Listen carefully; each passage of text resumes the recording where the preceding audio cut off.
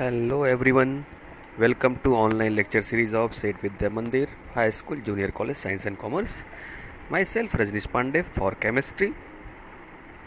As you know that I am teaching chapter solutions.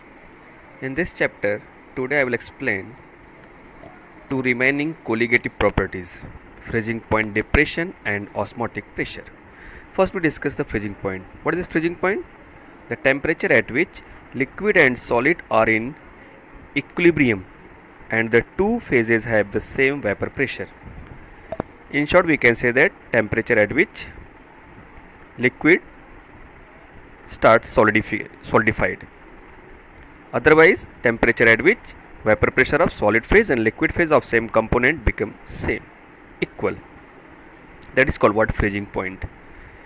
Now we discuss the depression in freezing point.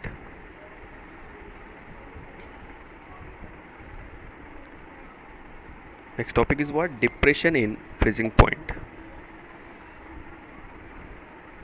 Depression in freezing point.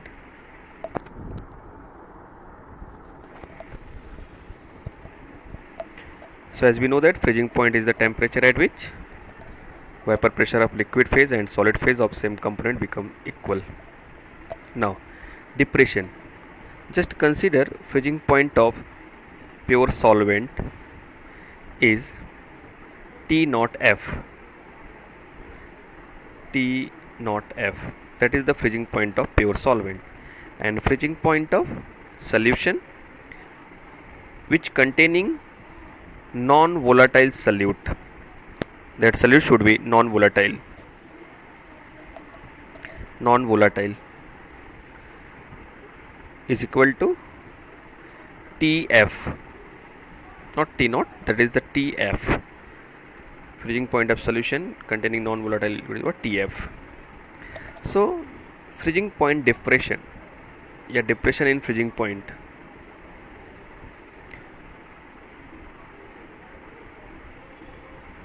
In this case, we know that freezing point of pure solvent is greater than the freezing point of solution. So freezing point depression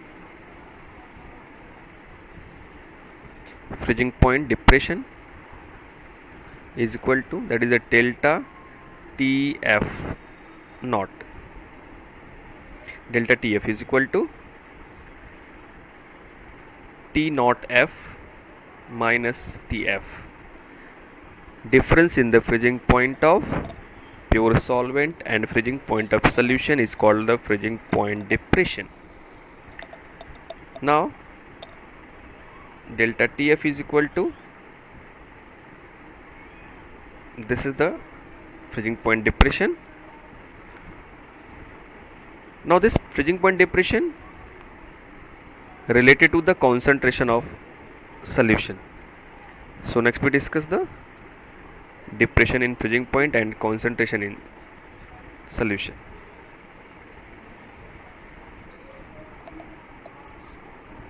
So say this.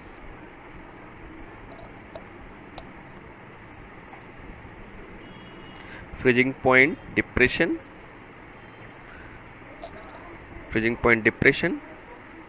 and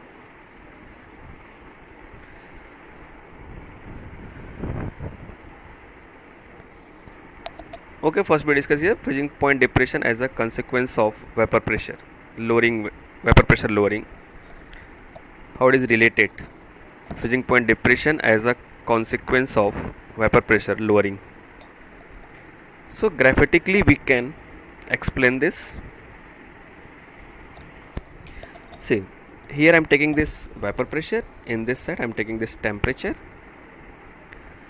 Vapor pressure in atmosphere, temperature in degrees Celsius. First this is the graph of solvent and it is the solution, and this is the another graph. Okay, now see this. This is the liquid solvent in liquid phase, and this graph solution, and this is the solid phase of solvent. Now pay your attention here. This is important part. We can give the name of this graph A, B, C, D, like A. Here this is B, D, C.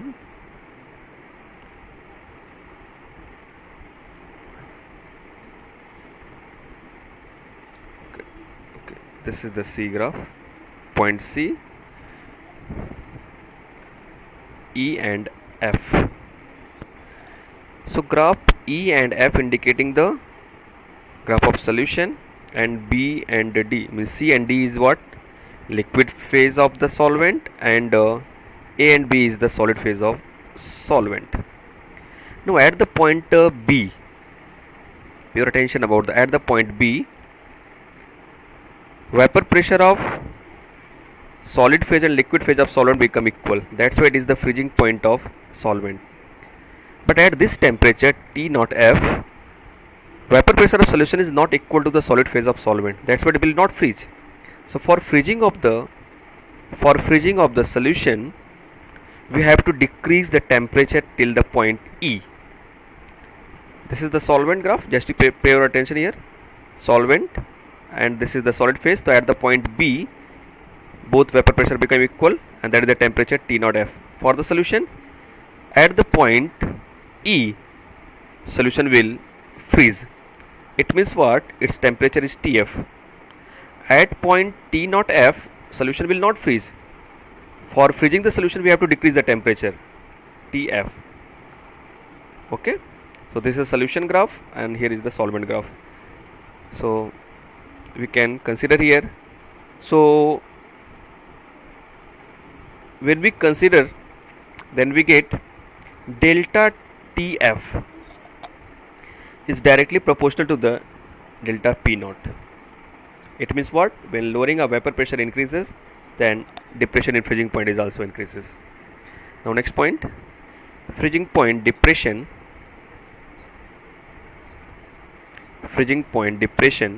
and concentration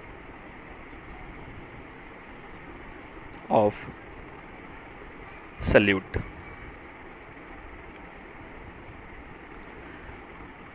Normally concentration of solution consider in the molality, in form of molality. So experimentally it is proved that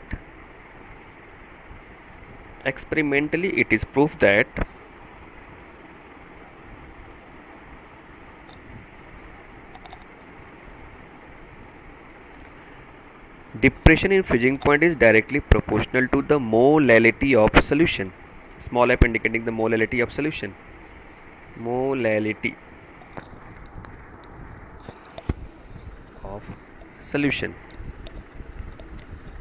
Now, otherwise delta TF is equal to KF into M, where KF is what? Constant. KF is the constant, which is known as Mollal freezing point depression constant,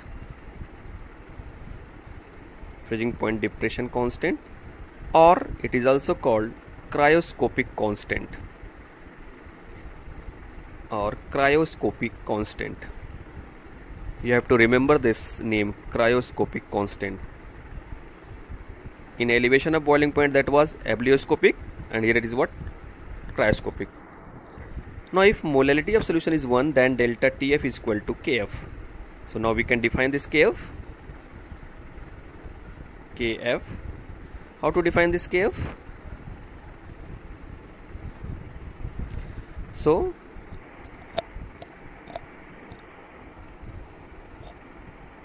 unit of KF is equal to delta TF upon M. So unit of delta TF is what? Kelvin or degree Celsius, and this is what?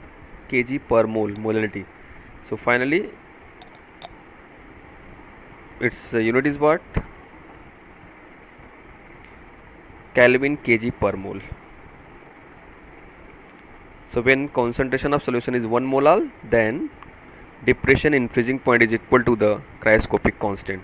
So cryoscopic constant is the depression in freezing point when solution is the 1 mole. Now molar mass of solute and depression in freezing point. How to calculate the molar mass of solute? So molar mass of solute from freezing point depression. So we recall that equation, delta TF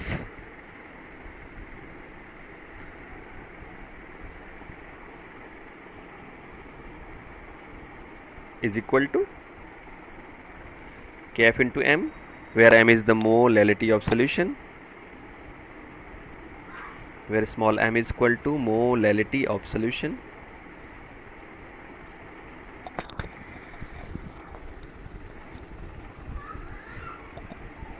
So m is equal to, we can write here,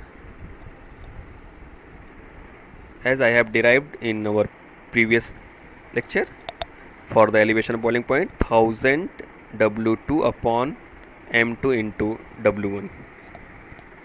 So now we substitute the value of small m in above equation. Substitution, the value of m in above equation.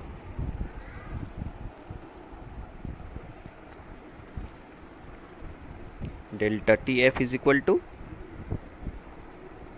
1000 Kf into W2 upon M2 into W1. This is the equation which used for the calculation. Otherwise we can also write here M2 is equal to 1000 Kf W2 upon delta TF into W1. Delta TF W1 upon delta TF W1, sorry.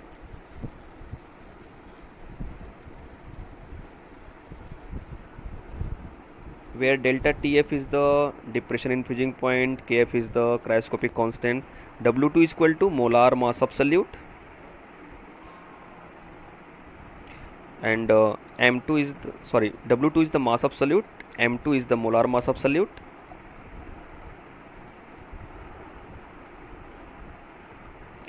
and W1 is the mass of solvent.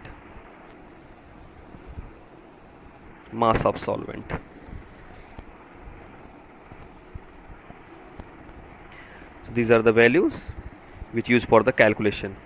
Related calculation I will explain in last from textbook. So now we consider the next our colligative properties, fourth colligative property, that is the osmotic pressure. I have completed three colligative properties: lowering of vapor pressure, that is the relative lowering of vapor pressure, elevation of boiling point, depression in freezing point. Now next one is what? Osmotic pressure. Fourth colligative property is, that is what? Osmotic pressure. It is denoted by pi. Before explaining osmotic pressure, first we should know osmosis. What is the process of osmosis?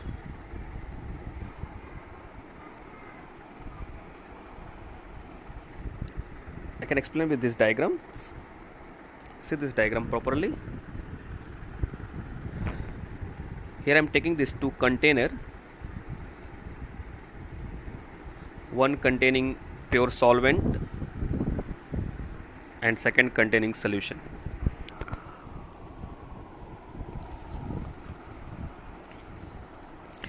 And these two containers separated by semi-permeable membrane. Here first containing this water as a solvent, and here is the solution. Okay, and these two containers separated by semi-permeable membrane. This is important part for osmosis. Semi-permeable membrane.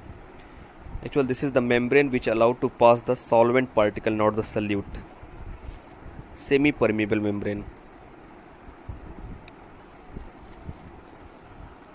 Here is the solvent and here is the solution. So osmosis is the process in which solvent particle move from lower concentration to higher concentration through the semi-permeable membrane.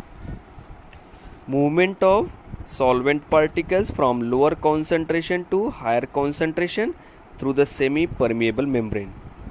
Now I can explain this osmosis with another diagram in which we take the two different kind of solution. Not solvent, I will take the solution, lower concentration and higher concentration. I will make it properly. Look at here.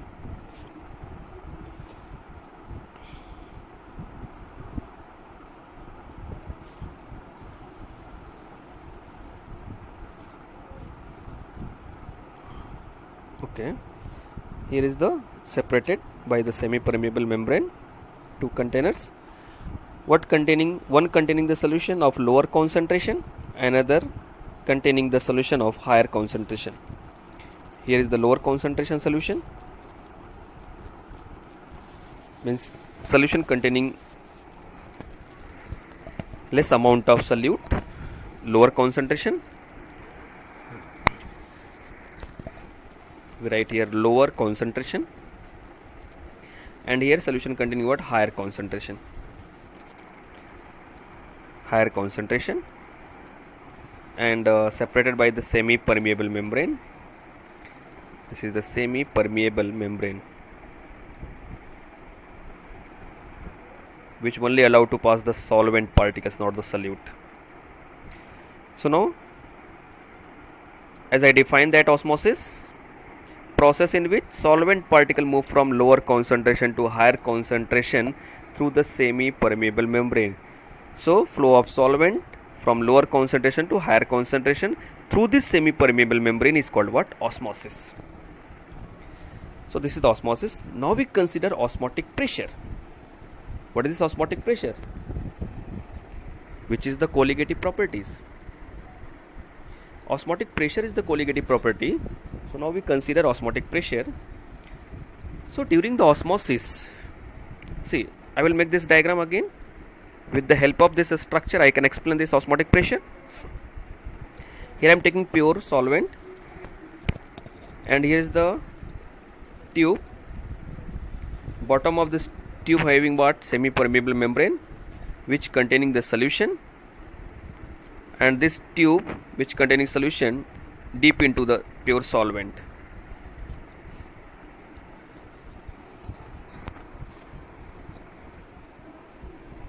Here is the solvent, pure solvent. Inside tube, here is the solution, sugar solution, and container having this solvent, and bottom of the tube having what? Semi-permeable membrane. I will write here. This is the solvent, water.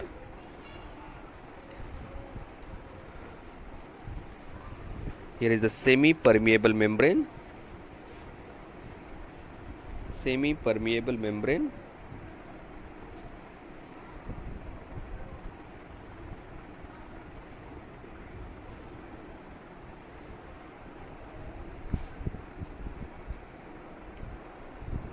Here is the solution, glucose solution, sugar solution.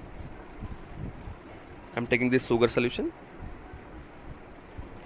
So what process will take place here? As we know that through the semi-permeable membrane, water molecule will move inside the tube. So one hydrostatic pressure will apply. Hydrostatic pressure. When we consider this diagram, then we get slowly height of this sugar solution will increase due to the entering of water molecule through the semi-permeable membrane, which is the osmosis. So one hydrostatic pressure will apply in this tube, which is considered as the Hg. That hydrostatic pressure is called what? Osmotic pressure, which prevent the process of osmosis. This pressure will apply in the tube, and when this pressure prevent the process of osmosis, then it is called what? Osmotic pressure. Pi. So hydrostatic pressure which is pi is equal to what? H mu g, where H is the height of the solution, mu is the density, g is the what? force. So osmotic pressure, hydrostatic pressure, which prevent the process of osmosis. We can write here hydrostatic pressure. Okay. So hydrostatic pressure, which stop the process of osmosis, is called as osmotic pressure. Hydrostatic pressure, which stop the process of osmosis, is called as osmotic pressure, which is denoted by pi. Okay. So now osmotic pressure, which is related to the concentration of solution. So we derive an equation.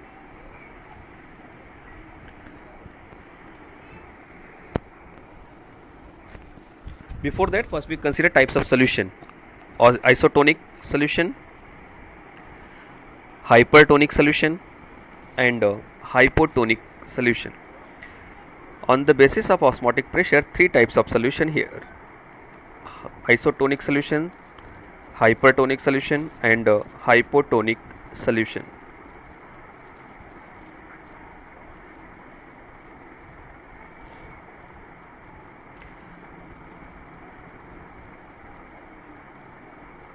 First, isotonic solution. Two or more than two solutions which have same osmotic pressure. Solutions which have same osmotic pressure are called what? Isotonic solution. For example, 0.1 molar sugar solution and 0.1 molar urea solution. Sugar and urea both are non-electrolyte, therefore its concentration are same, means osmotic pressure will be same. So these two solutions are called what? Isotonic solutions. Now when we compare these two solutions, so pi 1 is the osmotic pressure of sugar solution and pi 2 is the osmotic pressure of urea solution. So pi 1 is equal to pi 2. Now hypertonic and hypotonic. See this example: 0.1 molar sugar solution and 0.5 molar urea solution. 0.5 molar urea solution. So we are observing here 0.1 molar sugar solution lower concentration than the 0.5 molar urea solution. Therefore urea solution has high concentration, so its osmotic pressure will be greater than the osmotic pressure of sugar solutions.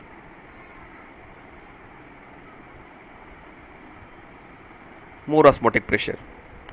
So urea solution has high concentration and more osmotic pressure than 0.1 molar sugar solution.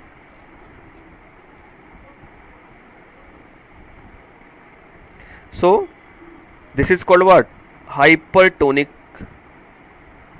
So 0.5 molar urea solution is hypertonic and 0.1 molar glucose solution is what?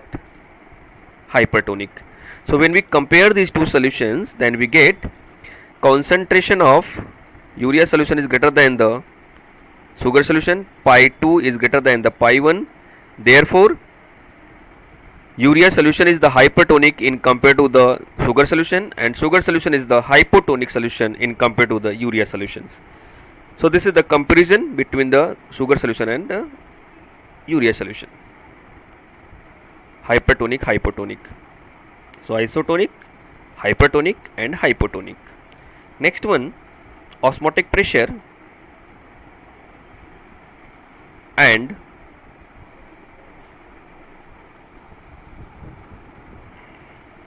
concentration of solution.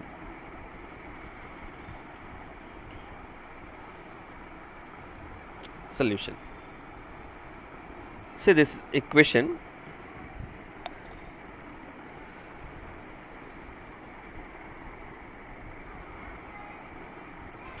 As we know that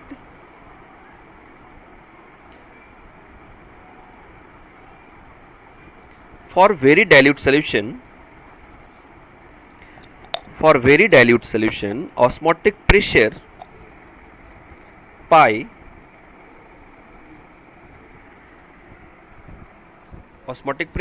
equal to nRT upon V, where We can write this N2 because this is the number of mole of solute. So V is equal to volume of solution in dm cube or liter. Volume of solution for dilute solution, pi is equal to N2 RT upon V. So V is the volume of solution in dm cube. N2 is number of mole of solute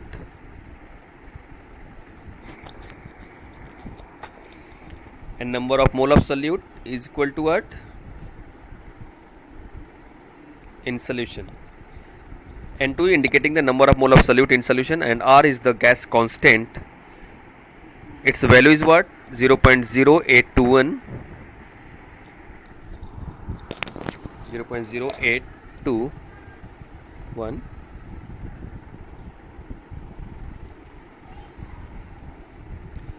liter atmosphere per Kelvin per mole. This is the unit of this R gas constant, and pi is the osmotic pressure, as we know that, and T is the temperature in Kelvin. Now where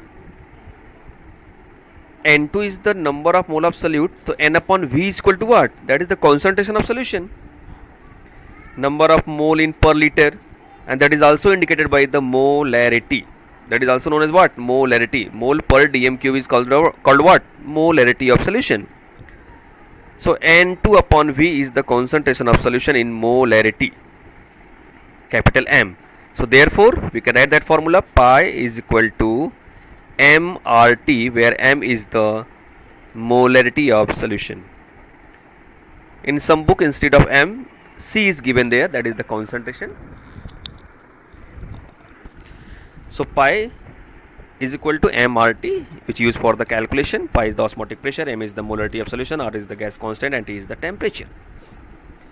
Now from this equation we find out the molar mass of solute, osmotic pressure and molar mass of solute. As we know that by using the colligative property we can calculate the molar mass of solute. So molar mass of solute. For obtaining the molar mass of the polymers, osmotic pressure method is the best method. So we write here pi is equal to N2 RT upon V. RT upon V. N2 is equal to what? Number of mole of solute. Number of mole of solute means what? Mass of solute upon molar mass of solute. So N2 is equal to number of moles of solute, number of moles of solute, that is equal to what?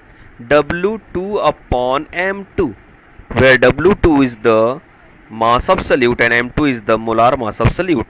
So we know that mole is equal to mass upon molar mass. So number of mole of solute is equal to mass of solute upon molar mass of solute. W2 is the mass of solute, M2 is the molar mass of solute. Now we substitute the value in above equation. We get equation pi is equal to W2 RT upon M2 V. This is the equation which used for the calculation. Otherwise M2 is equal to W2 RT upon pi into V. So this equation will use for the calculation. So osmotic pressure over. Now we consider reverse osmosis. After this we will discuss about the reverse osmosis. What is this reverse osmosis? I will explain with example, with diagram. Reverse osmosis.